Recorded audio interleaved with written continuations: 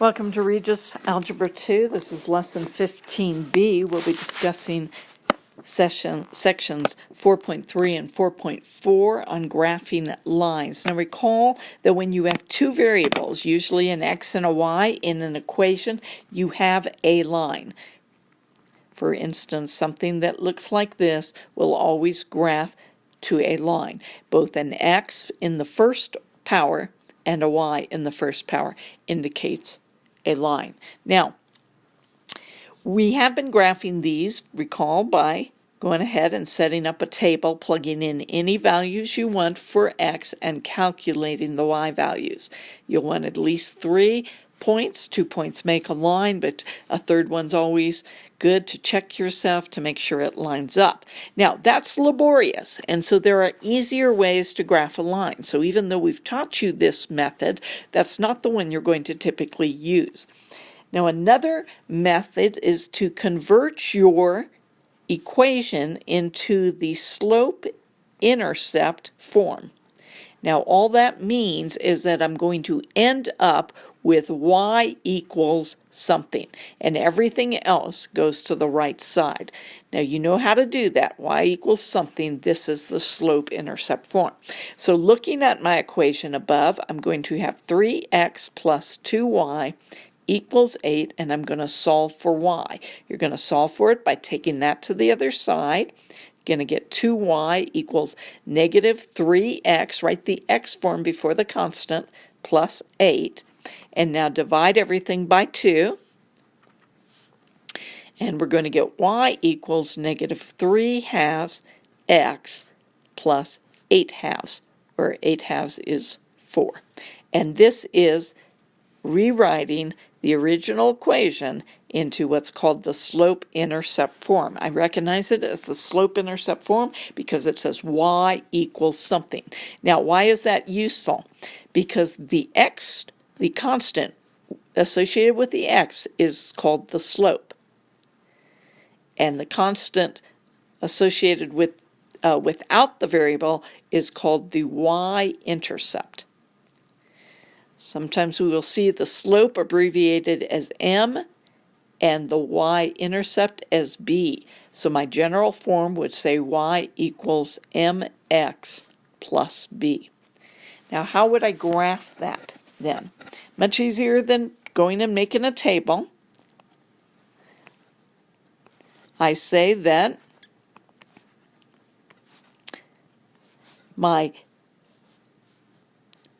you start with the y-intercept, positive 4. It crosses the y. The line will cross the y at positive 4. So positive 4 is going up to the 4, and that's going to be 0.1.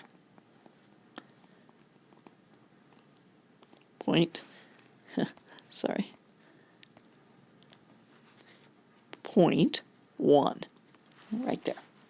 Now, I'm going to move from 0.1 to a new point based on the slope.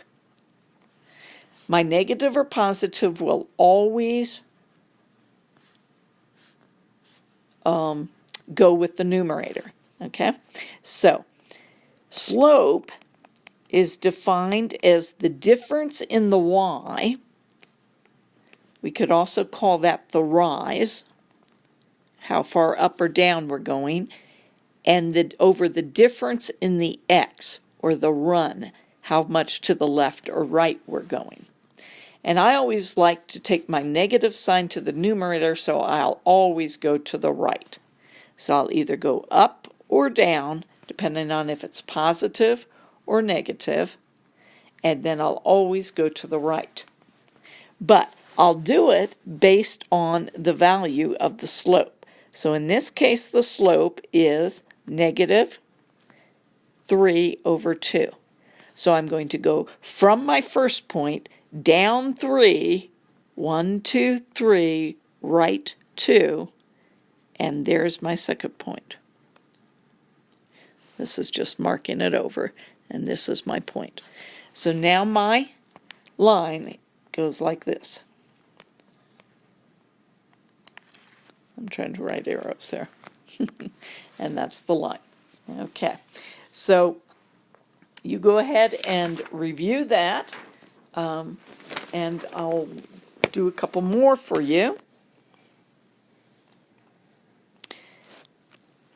First off, your first assignment is to read off the slope.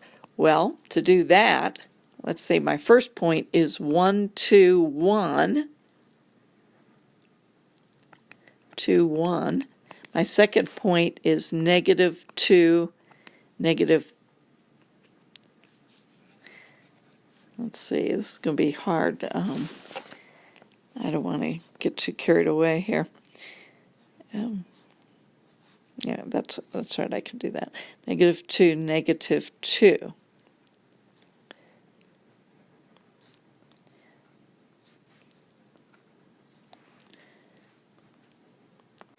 So the slope is always the difference in the y, so I could draw myself a little triangle. Let me do that with another color. I would go down and over.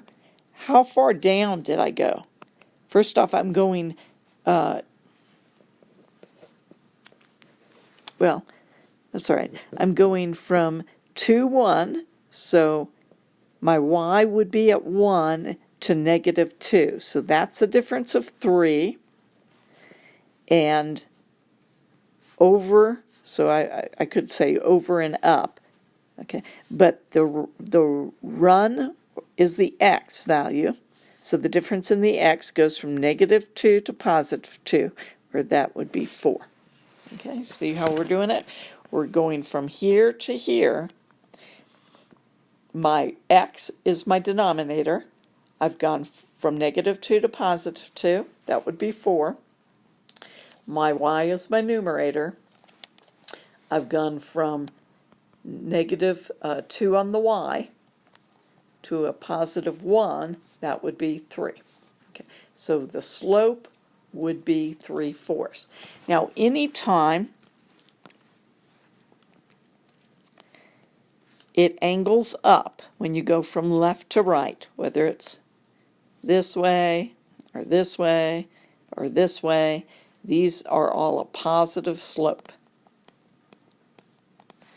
If it angles down when I go from left to right, for instance, that way or that way or that way, my slope will be negative. So I just tend to look at that.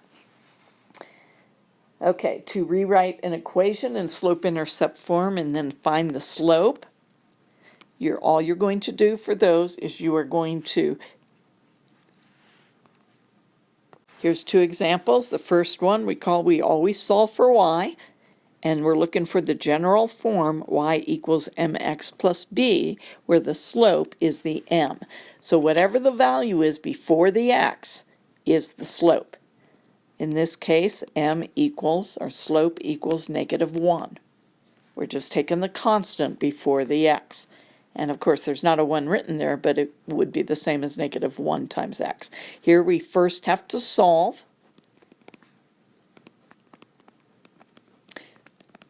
for the y.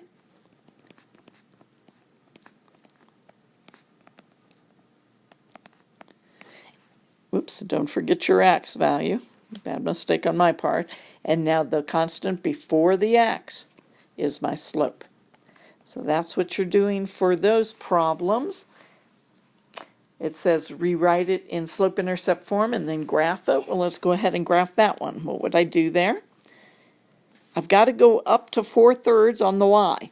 Well, 4/3 is 1 1/3, so let's make my 1 there and 1/3 more, and that's 0.1 taken from my b, positive.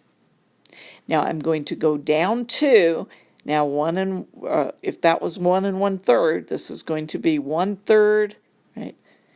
Negative.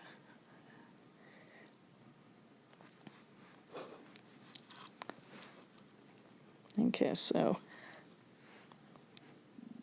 there we go, get that to right again. So let's say if I were here, I'd go down 1, 2, which is what I want, but I was a little bit higher, so I'm going to go down really to here. Okay. And then I'm going to go to the right, 1, 2, 3. So there's my next point. So that's point 1, and this is point 2, and then you'll draw your line with a ruler on graph paper. All right, let's see what else we've got. It says, what if it were greater than or less than? Okay, if this line is sloped down, the greater than would be all the points above it, like that. If the line were sloped up, the greater than would be all the points above it, like that. Okay, and then the points, if it were less than, it'd be what's under, or what's under that way. They suggest you take a point and check it, but that will always work for you. All right, so you should be able to get these done and bring any questions to class. Now I'm going to do a part 2 to go over the quiz. So make sure you look at that too and correct your quiz.